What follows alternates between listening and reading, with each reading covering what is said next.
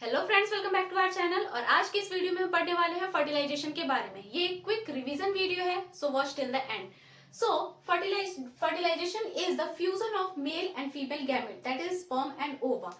और इस फर्टिलाइजेशन का जो साइट होता है वो एम्प्यूला होता है। फीमेल रिप्रोडक्टिव सिस्टम में जो फैलोपियन ट्यूब होता है वह उसमें एक साइट होता है एम्प्यूला, और वहीं पर फर्टिलाइजेशन होता है। सो स्टेप्स क्या होते हैं इस फर्टिलाइजेशन के? सबसे पहले इंसेमिनेशन। इंसेमिनेशन का मतलब होता है स्पर्म की entry into the female body. उसके बाद capacitation of sperm inside the uterus. जैसे ही स्पर्म्स जो होते हैं वो फीमेल की बॉडी के अंदर एंटर करते हैं तो यूट्रस के अंदर उसका एक्टिवेशन होता है, वो स्पर्म एक्टिवेट हो जाते हैं। उसके बाद over release fertilising. Suppose that कि ये हमारा यूट्रस है, ठीक है।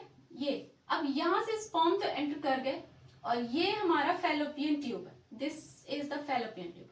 सपोज दैट कि ओवा हमारा यहाँ पर एम्प्यूला के अंदर यहाँ पर बैठा हुआ है, तो यहाँ से जो स्पर्म एंट्री कर रहे हैं उन्हें कैसे पता चलेगा कि मुझे इसी वाले ओवा के पास, इसी वाली फैलोपियन ट्यूब में जाना है? स्पर्म इधर भी तो जा सकते हैं, है कि नहीं? लेकिन ओवा तो यहाँ है, तो स्पर्म को कैसे पता चलेगा कि मुझे यहाँ जाना है? तो इसके लिए इनके बीच में होता है केमिकल सिग्नलिंग, ठीक है। केमिकल के थ्रू ये मैसेज करते हैं, बात करते हैं एक दूसरे से। तो जो आपका ओवा होता है वो फर्टिलाइजिन रिलीज करता है। फर्टिलाइजिन क्या करता है? ये हार्मोन इसको स्पर्म को अट्रैक्ट करता है अपनी तरफ, और स्पर्म क्या करते हैं? वो एंटी फर्टिलाइजिन रिलीज करते हैं। तो ये फर्टिलाइजिन रिलीज कर रहे हैं, ये एंटी फर्टिलाइजिन रिलीज कर रहे हैं। इन दोनों के बीच में कनेक्शन हो गया कि अच्छा फर्टिलाइजिन इधर से आ रहा है, मतलब इस रास्ते हमें जाना है।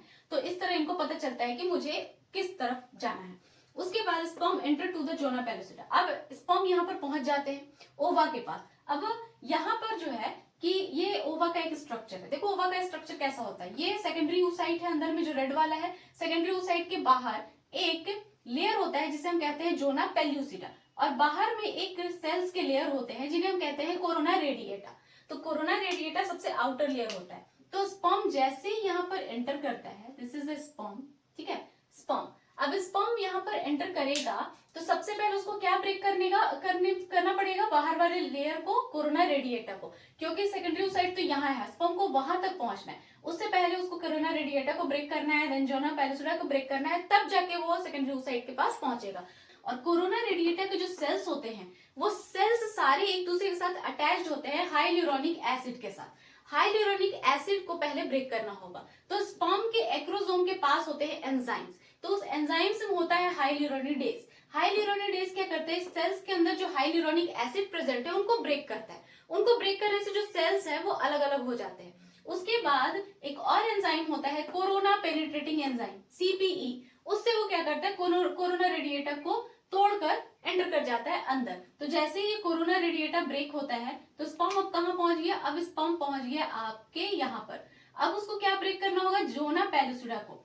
जोना पेलोसिडा को ब्रेक करने के लिए भी इसके पास एक एंजाइम है जिसे हम कहते हैं जोना लाइसिन या एक्रोजीन भी कहते हैं। तो जोना लाइसिन के थ्रू ये जोना पेलोसिडा को भी ब्रेक कर देगा, और जो जोना पेलोसिडा को ब्रेक करते ही ये स्पर्म कहाँ पहुंच जाएगा? ये सेकेंडरी oocyte के वॉल के पास, ठीक है। अब जैसे ही ये स्पर्म जोना पेलोसिडा को तोड़कर अंदर जाता है, वैसे ही जोना पेलोसिडा जो है और भी हार्ड हो जाता है। और भी हार्ड इसलिए हो जाता है क्योंकि इसके आस पास में बहुत सारे स्पर्म आए हैं ना, एक ही तो नहीं आया, बहुत सारे स्पर्म आए। तो वो सारे स्पर्म फिर से और फर्टिलाइज ना कर दे इस ओवा को, मीन्स पॉलीस्पर्मी ना हो जाए, इससे प्रोटेक्ट करने के लिए एक स्पर्म के एंटर करते ही ये जोना पेलोसिडा जो होता है वो और हार्ड हो जाता है ताकि दूसरे स्पर्म उसमें एंटर ना कर सके। ओके, तो इस तरह करके स्पर्म जो होता है वो एंटर कर जाता है सेकेंडरी oocyte के पास। अब सेकेंडरी oocyte के वॉल को जैसे ही ये टच करता है, अब आपको पता है कि ये स्पर्म का जो टेल वाला पार्ट होता है वो इधर ही रह जाता है, सिर्फ हेड वाला पार्ट ही अंदर जाता है। तो जैसे ही वो सेकेंडरी oocyte के वॉल को टच करता है, सेकेंडरी oocyte क्या करता है कि अपना मियोसिस 2 कंप्लीट करता है, ठीक है। तो sperm enters into the membrane of secondary oocyte and this time it completes it's meiosis 2। जैसे ही ये जो सेकेंडरी oocyte के वॉल को टच करता है स्पर्म, वैसे ही वो अपना सेकेंडरी जो सेकेंड मियोसिस है, मियोसिस 2, उसको कंप्लीट कर लेता है। हमने बात किया था ना पिछले वाले लेक्चर में कि जो मियोसिस 2 होता है वो मेटाफेज 2 में जाकर अरेस्ट हो जाता है, सस्पेंडेड हो जाता है। तो अभी वो टाइम है कि उस टाइम पर उसका मियोसिस 2 कंप्लीट होता है। तो जैसे ये सेकेंडरी oocyte है, इसका जैसे ही मियोसिस 2 कंप्लीट होगा तो क्या होगा? ये एक सेल में कन्वर्ट होगा और एक सेकंड पोलर बॉडी बनेगा। This is the second polar body, ठीक है। अब ये वाला क्या है, ये वाला हो गया आपका ओवम। ये सेकंड पोलर बॉडी इसको एक्टिवेट करवा देता है। तो ये जो आपका सेकेंडरी oocyte था ये डिवाइड हो गया म्यूसिस 2 कंप्लीट होने के बाद, एक सेकंड पोलर बॉडी बना और एक ओवम बना। तो अब बन गया आपका ओवम। ये सेकंड पोलर बॉडी जो होता है वो ओवम को एक्टिवेट करा देता है। अब ये कंप्लीट एक ओवम है जिसका फर्टिलाइजेशन हो चुका है स्पर्म के साथ। अब जैसे ही इस ओवम का और इस स्पर्म का फर्टिलाइजेशन होता है तो फर्टिलाइजेशन के बाद एक सेल बनता है जो होता है 2n। ये ओवम क्या था n, ये स्पर्म भी क्या था n। जैसे ही इन दोनों का फर्टिलाइजेशन हुआ एक सेल बना जिसको हम कहते हैं जाइगोट। अब ये जाइगोट जो होता है ये 2n होता है, मीन्स ये डिप्लॉयड सेल होता है। अब जैसे ही फर्टिलाइजेशन हुआ जाइगोट बना। जाइगोट बनने के बाद क्या होता है, इमिडिएटली ये कुछ देर के बाद ये डिवाइड होना शुरू हो जाता है। इस जाइगोट में भी फिर डिवीजन स्टार्ट हो जाएगा और डिवीजन होने के बाद ये बहुत सारे सेल्स बनाएगा। और इसमें कौन सा डिवीजन होगा, इसमें होगा माइटोसिस, क्योंकि अब हमें एक न्यू ऑर्गेनिज्म बनाना है, न्यू इंडिविजुअल बनाना है और जिसका पूरा बॉडी होता है वो डिप्लॉयड होता है। हर सेल डिप्लॉयड होते हैं, सिर्फ जर्म सेल ही हैप्लॉयड होते हैं। तो इसको अब डिवाइड करना है, ये माइटोसिस करेगा। और जब जाइगोट में डिवीजन होता है उसको हम बोलते हैं क्लीवेज, ठीक है। उसको हम क्या बोलते हैं, क्लीवेज, ठीक है। The mitosis is called cleavage in the zygote.